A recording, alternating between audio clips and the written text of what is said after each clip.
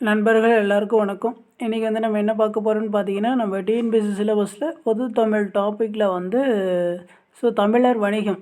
அந்த டாப்பிக்கில் வந்து இதுக்கு முன்னாடி வந்து டிஎன்பிஎஸ்சியில் வந்து என்ன மாதிரி கொஷின்ஸ்லாம் வந்து கேட்டிருக்காங்க அப்படின்னு சொல்லிட்டு ப்ரீவியஸ் இயர் கொஷின்ஸ் வந்து நான் எடுத்துகிட்டு வந்திருக்கேன். இந்த வீடியோஸ் வந்து நீங்கள் ஃபுல்லாக பாருங்கள். அந்த டாப்பிக்கில் வந்து எப்படிலாம் வந்து கொஷின்ஸ் கேட்டிருக்காங்க அப்படின்னு சொல்லிட்டு நமக்கு ஒரு ஐடியாஸ் வந்து கிடைக்கும். ஏதாச்சும் புதுசாக இன்ஃபர்மேஷன் இருந்தாலும் நம்ம வந்து தெரிஞ்சுக்கலாம். இப்போ தான் வந்து நம்ம சேனல் வந்து ஃபஸ்ட் டைம் பார்க்குறீங்கன்னா கொஞ்சம் சப்ஸ்கிரைப் பண்ணுங்கள், சப்போர்ட் பண்ணுங்கள், ஃப்ரெண்ட்ஸ்க்கு வந்து ஷேர் பண்ணுங்கள். சரி வாங்க இன்றைக்கி கொஷின்ஸ் வந்து பார்ப்போம். ஃபஸ்ட்டு கொஷின் பாருங்கள். பண்டைய காலத்து துறைமுக நகரங்கள் பற்றி கூறும் நூல் எது அப்படின்னு சொல்லி கேட்டிருக்காங்க. அதுக்கான ஆன்சர் பார்த்திங்கன்னா ஆப்ஷன் ஏ. பண்டைய காலத்து துறைமுக நகரங்கள் பற்றி கூறும் நூல் வந்து பட்டினப்பாலை அண்ட் இன்னொரு நூலும் வரும் மதுரை காஞ்சி. இந்த ரெண்டு நூலுமே வரும், நோட் பண்ணி வச்சுக்கோங்க. அடுத்து பாருங்கள். முசிறி துறைமுக பட்டினத்தில் பந்தர் என்று பெயரிடப்பட்ட இடம் வந்து என்ன அப்படின்னு சொல்லி கேட்டிருக்காங்க. இதுக்கான ஆன்சர் பார்த்திங்கன்னா அரேபியர் வணிகம் செய்த இடத்தை தான் வந்து பந்தர் அப்படின்னு சொல்லிட்டு சொல்லுவாங்க. சரிங்களா? முசிறி துறைமுகத்தில் வந்து பந்தர். அந்த இடம் வந்து எதுக்கான யார் வணிகம் செய்யும் இடம்னு பார்த்தீங்கன்னா அரேபியர்கள்லாம் இருக்காங்க இல்லையா? அரேபியர்கள் வணிகம் செய்யும் இடத்தை வந்து பந்தர் அப்படின்னு சொல்லியிருக்காங்க. அடுத்த கொஷின் பாருங்கள். சேர நாட்டிலிருந்து ஏற்றுமதி செய்யப்பட்ட பொருட்களுள் ஒன்று என்ன அப்படின்னு சொல்லி கேட்டிருக்காங்க. இதுக்கான ஆன்சர் வந்து ஆப்ஷன் ஏ தந்தம். சேர நாட்டிலிருந்து ஏற்றுமதி செய்யப்பட்ட பொருட்களுள் ஒன்று தந்தம். அடுத்து பாருங்கள்.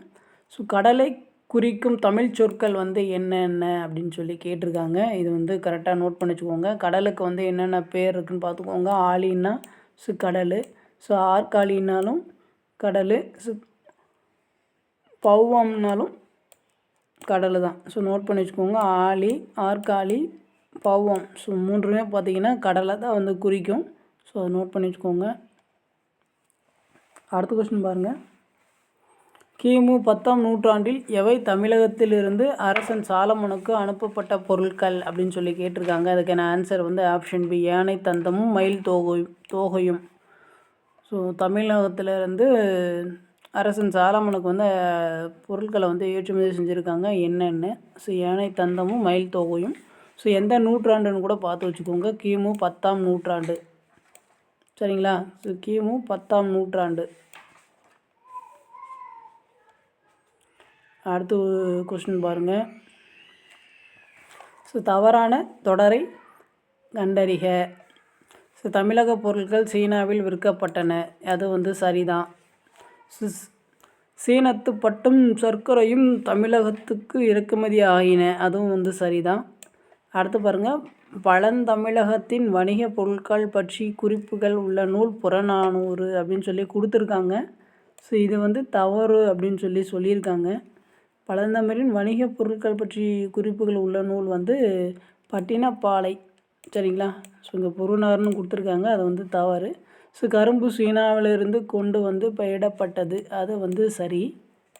இதில் வந்து சி மட்டும்தான் வந்து தவறு. அடுத்த கொஸ்டின் பாருங்கள். யாவனர்கள் எதனை சுமந்து வந்து அதற்கு ஈடாக எதை ஏற்றி சென்றனர் அப்படின்னு சொல்லி கேட்டிருக்காங்க. யாவனர்கள் வந்து பொன் சுமந்து வந்து அதுக்கு ஈடாக வந்து மிளகை வந்து வாங்கிட்டு போயிருக்காங்க. அந்த காலத்தில் அவ்வளோ டிமாண்ட் இருந்திருக்கு மிளகுக்கு. இப்போது இல்லை அவ்வளோவா. அடுத்தது பாருங்கள். பின்வருவனவற்றுள் கடலை குறிக்காத சொல். இப்போ தான் வந்து நம்ம பார்த்தோம் இல்லையா கடலுக்கு இருக்க வேறு பெயர்கள். மற்ற பெயர்களும் வந்து எக்ஸ்ட்ரா தெரிஞ்சு வச்சுக்கோங்க. ஆர்காலி நம்ம ஆல்ரெடி பார்த்தது தான். முன்னீர் வந்து கடலை தான் குறிக்கும். பௌவம் வந்து கடலை தான் குறிக்கும். திமிழில் வந்து கொடுத்துருக்காங்க, அது வந்து தவறு.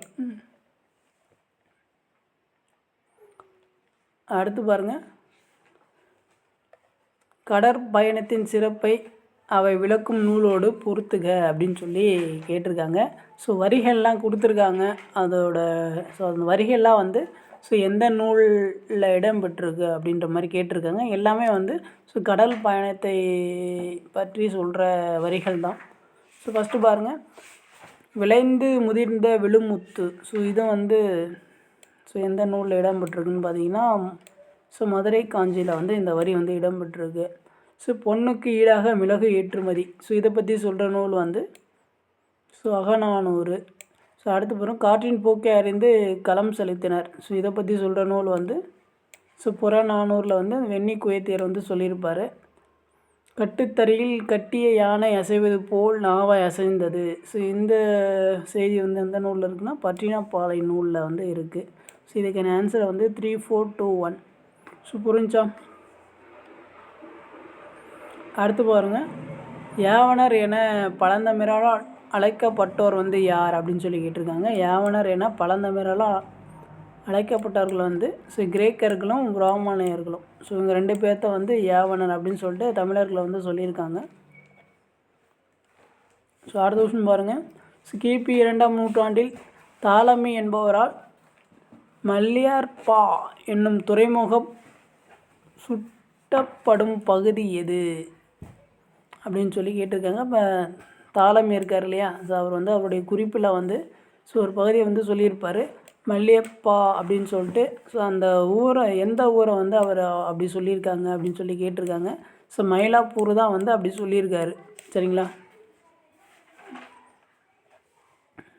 ஸோ அடுத்து பாருங்கள் யாருடைய முன்னோர் காலத்தில் கரும்பு சீனாவில் இருந்து கொண்டு வந்து பயிரிடப்பட்டது? ஸோ இதுக்கான ஆன்சர் வந்து option C Athiyaman. So Athiyaman முன்னோர் காலத்தில் தான் வந்து கரும்பு வந்து சீனாவிலிருந்து கொண்டு வந்து இந்தியாவில் வந்து பயிரிட்டிருக்காங்க. அடுத்து பாருங்கள் பொருத்தமில்லாத தொடரை கண்டறிக. பழந்தமிழ் நாட்டில் வாழ்ந்த தமிழர்கள் வந்து அப்படின்னு சொல்லி கொடுத்துருக்காங்க. பொருள் தேடுவது ஒன்றையே குறிக்கோளாய் கொண்டிருந்தனர். பழந்தமிழ் நாட்டில் வாழ்ந்த தமிழர்கள் வந்து பொருள் தேடுவது ஒன்றையே குறிக்கோளாக கொண்டிருந்தனர். So first option. ஸோ அடுத்த கொஸ்டின் பாருங்கள். இப்போ பார்த்தோம் இல்லையா, அதே கொஸ்டினை திரும்பவும் பாருங்கள், அப்படியே ரிப்பீட்டடாக அப்படியே கேட்டிருக்காங்க எக்ஸாமில். ஸோ இப்போ தான் இதுக்கு முன்னாடி பார்த்தோம். ஸோ அதே கொஸ்டினு அப்படியே மாறாமல் திரும்பவும் வந்து எக்ஸாமில் வந்து கேட்டிருக்காங்க. ஸோ அடுத்த கொஸ்டின் பாருங்கள். ஸோ கிழக்கு தொடர்ச்சி மலையும் மேற்கு தொடர்ச்சி மலையும் சந்திக்கும் இடத்தில் இருக்கும் நிலப்பகுதி வந்து என்ன? கிழக்கு தொடர்ச்சி மலை மேற்கு தொடர்ச்சி மலையும் சந்திக்கும் இடத்தில் இருக்கும் நிலப்பகுதி வந்து எங்கன்னா நிலப்பகுதினா நீலகிரி தான் இருக்குது. ஸோ அதனால் வந்து தெரிஞ்சுக்கோங்க. கிழக்கு தொடர்ச்சி மலையும் மேற்கு தொடர்ச்சி மலையும் சந்திக்கும் இடம் வந்து நீலகிரி.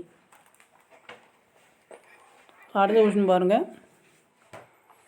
நரை முடித்து சொல்லால் முறை செய்தான் இத்தொடரில் குறிப்பிடப்படுகின்ற அரசன் யார் என்று தேர்ந்தெடு.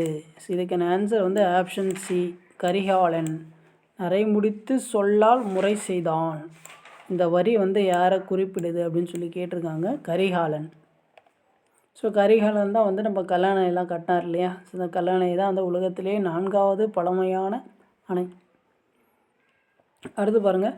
ஸோ பழங்காலத்தில் கடற்கரையில் உருவான பேரூர்கள் டேஷ் எனவும் சிற்றூர்கள் டேஷ் எனவும் பெயர் பெற்றனர். ஸோ கடற்கரையில் உருவான பேரூர்கள் வந்து பட்டினம் அப்படின்னு சொல்லுவாங்க. பேரூர்னால் பெரிய ஊர் தான் வந்து நம்ம பட்டினம்னு சொல்லுவோம். சின்ன ஊரை வந்து பாக்கம் அப்படின்னு சொன்னாங்க. ஸோ இதுக்கான ஆன்சர் வந்து ஆப்ஷன் சி. அடுத்து பாருங்கள். ஸோ தென்னிந்தியாவின் ஏதென்ஸ் என அழைக்கப்படும் நகரம். ஸோ தென்னிந்தியாவின் ஏதென்ஸ் வந்து மதுரை. ஸோ மதுரை தான் வந்து தென்னிந்தியாவின் ஏதென்ஸ் அப்படின்னு சொல்லிட்டு சொல்கிறாங்க. அடுத்து பாருங்கள். ஏற்றுமதி இறக்குமதி குறித்து கூறும் சங்க நூல்கள் எழுதுக அப்படின்னு சொல்லி கேட்டிருக்காங்க. ஸோ ஏற்றுமதி இறக்குமதி பற்றி சொல்லும் சங்க நூல்கள் வந்து மதுரை காஞ்சியும் பட்டினப்பாளையம். ஸோ இதை நோட் பண்ணி வச்சுக்கோங்க. அடுத்து பாருங்கள். தமிழர்கள் டேஷ் நாட்டுடன் கடல் வணிக தொடர்பு கொண்டிருந்தனர். ஸோ இதுக்கான ஆன்சர் வந்து சாவக நாடு.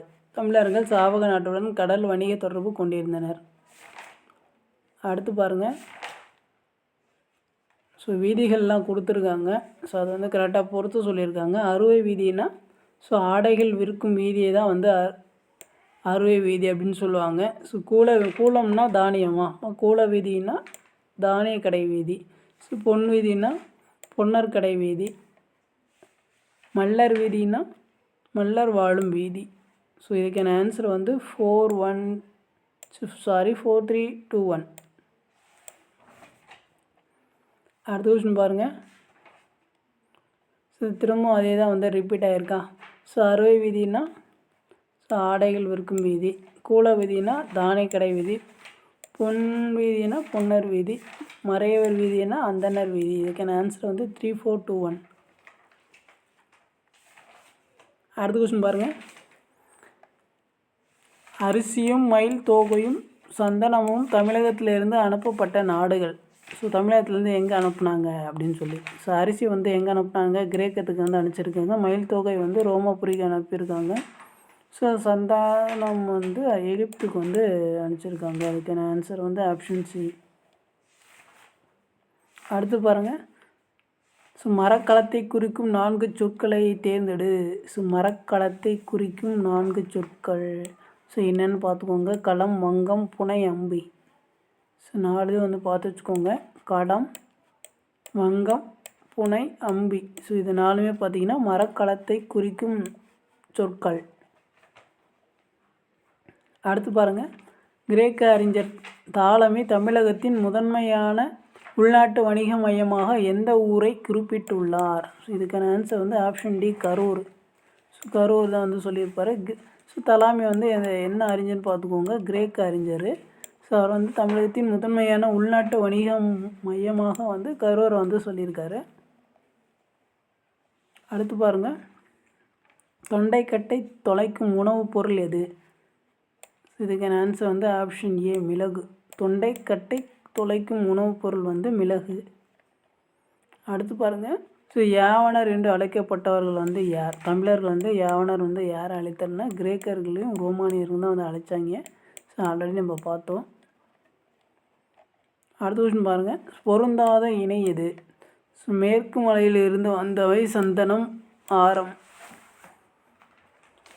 கீழ்கடலில் விளைந்தவையில் வந்து பவளம். ஸோ வடமலையில் இருந்து வந்தது வந்து கறி, மிளகு அப்படின்னு சொல்லி கொடுத்துருக்காங்க. கரெக்டாக பார்த்துக்கோங்க. கறின்னா என்ன அப்படின்னு சொல்லிட்டு பார்த்துக்கோங்க. ஸோ மிளகு நிறைய பேர் கன்ஃபியூஷனாக வரும். சப்போஸ் கேட்கலாம் கறி வந்து ஸோ எதனை குறிக்கும் அப்படின்னு கூட கேட்கலாம். மிளகு. ஸோ இதான் வந்து தவறாக இருக்குது. ஸோ தென்கடலில் இருந்து கிடைத்தவை வந்து முத்து. ஆப்ஷன் சி வந்து தவறாக இருக்குது. அடுத்து பாருங்கள். தமிழகத்துக்கு இறக்குமதி செய்யப்பட்ட சீனத்து பொருட்களை சரியாக காண்க. சீனத்திலேருந்து என்னென்ன தமிழகத்துக்கு இறக்குமதி செஞ்சாங்க? பட்டும் சர்க்கரையும். ரெண்டும் வந்து சீனாவிலேருந்து நமக்கு இறக்குமதி செஞ்சுருப்பாங்க. ஸோ அடுத்து பாருங்கள். ஸோ தமிழர் புலம்பெயர காரணங்கள். ஸோ என்னென்ன? ஸோ ஒன்று வாணிகமும் வேலைவாய்ப்பும். ஸோ தமிழர்கள் புலம்பெயர காரணம் வந்து வாணிகமும் வேலைவாய்ப்பும். சரிங்களா? அடுத்து பாருங்கள். பொறுத்துக. ஸோ ஊர் பேர் கொடுத்துருக்காங்க. அங்கே வந்து என்னென்ன சந்தை ஃபேமஸ் அப்படின்னு சொல்லிட்டு பொறுத்து சொல்லியிருக்காங்க. பார்த்திங்கன்னா தோவாளை. ஸோ அங்கே வந்து என்ன ஃபேமஸ்னால் தோவாளைனா பூச்சந்தை. தோவாளை வந்து பூச்சந்தை ஃபேமஸ்ஸு. தோவாளை பூச்சந்தை. அய்யலூர் வந்து ஆட்டுச்சந்தை. ஈரோடு வந்து ஜவுளிச்சந்தை. நாகப்பட்டினம் வந்து மீன் சந்தை. சரிங்களா? தோவாளை வந்து பூச்சந்தை, அய்யலூர் வந்து ஆட்டுச்சந்தை, ஈரோடு வந்து ஜவுளி சந்தை, நாகப்பட்டினம் வந்து மீன் சந்தை. ஸோ இதுக்கான ஆன்சர் வந்து 2, 1, 4, 3. அடுத்த கொஸ்டின் பாருங்கள். ரோமானியருக்கும் தமிழருக்கும் இடையே நடந்த வணிக தொடர்பை உறுதிப்படுத்தும் மகளாய்வு நடந்த இடம். ஸோ ரோமானியருக்கும் தமிழருக்கும் இடையே நடந்த வணிக தொடர்பை உறுதிப்படுத்தும் மகளாய்வு நடந்த இடம் வந்து என்னென்னு பார்த்தீங்கன்னா அரிக்கமேடு. ஸோ அரிக்கமேடு எங்கே இருக்குது அப்படின்னு கேட்டாங்கன்னா இப்போ பாண்டிச்சேரி பக்கத்தில் தான் இருக்குது. அங்கே தான் இருக்குது இந்த அரிக்கமேடு அகழாய்வு தளம். சரிங்களா? ஆதிச்சநல்லூர் வந்து தூத்துக்குடி. அடுத்த விஷயம் பாருங்கள். பாண்டியர்களின் கப்பற்படை தளம் வந்து என்ன அப்படின்னு கேட்டிருக்காங்க. கொற்கை. இது கொற்கைனால நமக்கு தெரிஞ்சு போயிடும் பாண்டியர்கள். பாண்டியர்களின் கப்பற்படை தளம் வந்து கொற்கை. ஸோ அவ்வளோதான் வந்து இந்த தமிழர் வணிகம். ஸோ இந்த டாப்பிக்கில் வந்து ப்ரீவியஸ் இயரில் கேட்ட கொஸ்டின்ஸ் வந்து எல்லாமே கொடுத்தாச்சு. ஸோ இந்த பிடிஎஃப் வந்து நம்ம டெலகிராம் சேனலில் அப்டேட் பண்ணிடுவேன். எதுக்காச்சும் இந்த பிடிஎஃப் வேணும்னா டிஸ்கிரிப்ஷனில் வந்து டெலகிராம் லிங்க் கொடுக்குறேன். நீங்கள் கிளிக் பண்ணி ஜாயின் பண்ணிக்கலாம். ஸோ ஏதாச்சும் டவுட் ஏதாச்சும் ஃபீட்பேக் இருந்துச்சுன்னா நீங்கள் கமெண்ட்ஸ் பண்ணலாம். நான் ரெஸ்பான்ஸ் பண்ணுறேன். இப்போ தான் வந்து நம்ம சேனல் ஃபஸ்ட் டைம் பார்க்குறீங்கன்னா கொஞ்சம் சப்ஸ்கிரைப் பண்ணுங்கள், சப்போர்ட் பண்ணுங்கள், ஃப்ரெண்ட்ஸ்க்கு வந்து ஷேர் பண்ணுங்கள். தேங்க்யூ.